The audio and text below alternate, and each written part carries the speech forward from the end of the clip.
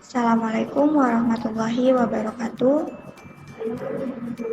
Halo teman-teman, perkenalkan kami dari kelompok 5. Pada kesempatan kali ini, kami akan membahas materi mengenai sistem kardiovaskular pada kehamilan. Kelompok 5 sendiri beranggotakan Rahmatika Ramadhani, Salma Khairani Putri, Rizka Wahyuni, Sarah Astuti Hidayah, Rosiani, Rukmana Jesi Tarisa, dan juga Raina Putri Sinta. Nah, sistem kardiovaskular itu sendiri merupakan suatu sistem yang terdiri dari jantung, pembuluh darah, dan darah yang berfungsi untuk memompa dan mengalirkan darah tadi ke seluruh tubuh. Nah, sistem kardiovaskular ini sangat penting dalam mengangkut oksigen dan juga nutrisi ke seluruh tubuh kita. Dia akan membawa zat-zat sisa metabolisme ke organ yang memproses dan akan mengeluarkannya dari tubuh zat-zat yang sudah tidak diperlukan. Sedangkan sistem kardiovaskular pada kehamilan itu merupakan suatu sistem yang akan mengalami banyak perubahan fisiologis. Hal ini terjadi untuk memenuhi kebutuhan janin yang berkembang di dalam rahim ibu. Beberapa perubahan yang terjadi diantaranya meliputi volume darah yang meningkat. Peningkatan ini akan meningkat sekitar 30 hingga 50% selama kehamilan. Nah, ini terjadi karena tubuh ibu hamil harus memenuhi kebutuhan janin yang sedang berkembang, seperti oksigen dan juga nutrisi.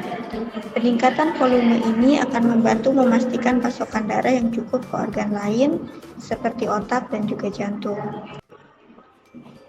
Yang kedua, akan terjadi peningkatan output pada jantung. Output pada jantung ibu hamil akan meningkat sekitar 30-50% selama kehamilan. Hal tersebut terjadi karena tubuh ibu harus memompa lebih banyak darah ke janin dan juga organ tubuh ibu yang lain. Yang ketiga, akan terjadi peningkatan aliran darah ke rahim. Aliran darah ke rahim akan meningkat selama kehamilan sebagai pemenuhan kebutuhan pada janin. Aliran darah ini membantu memberikan nutrisi dan oksigen ke janin serta membawa zat-zat yang dibutuhkan oleh janin. Keempat, tekanan darah akan menurun. Tekanan darah pada ibu hamil dapat menurun pada trimester pertama dan cenderung akan meningkat pada trimester kedua dan ketiga. Tekanan darah yang menurun pada trimester pertama terjadi karena adanya perubahan hormon. Sedangkan peningkatan tekanan darah pada trimester kedua dan juga ketiga terjadi karena peningkatan output pada jantung. Perubahan yang kelima yaitu peningkatan frekuensi denyut jantung. Denyut jantung ibu hamil akan meningkat sekitar 10-20 denyut per menit selama kehamilan. Yang terjadi karena tubuh ibu harus memompa lebih banyak darah ke janin dan organ tubuh ibu yang lain. Nah, meskipun perubahan-perubahan fisiologis yang terjadi tadi merupakan hal yang normal selama kehamilan, perubahan-perubahan tadi juga dapat meningkatkan risiko terjadinya komplikasi kesehatan pada ibu hamil, seperti hipertensi, gestasional, preeklamsi, ataupun trombosis vena dalam.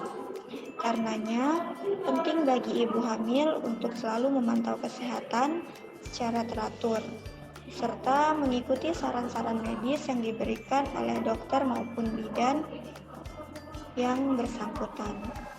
Nah, sekian pembahasan materi kita pada hari ini. Kurang lebihnya kami mohon maaf. Semoga materinya dapat bermanfaat dan terima kasih. Assalamualaikum warahmatullahi wabarakatuh.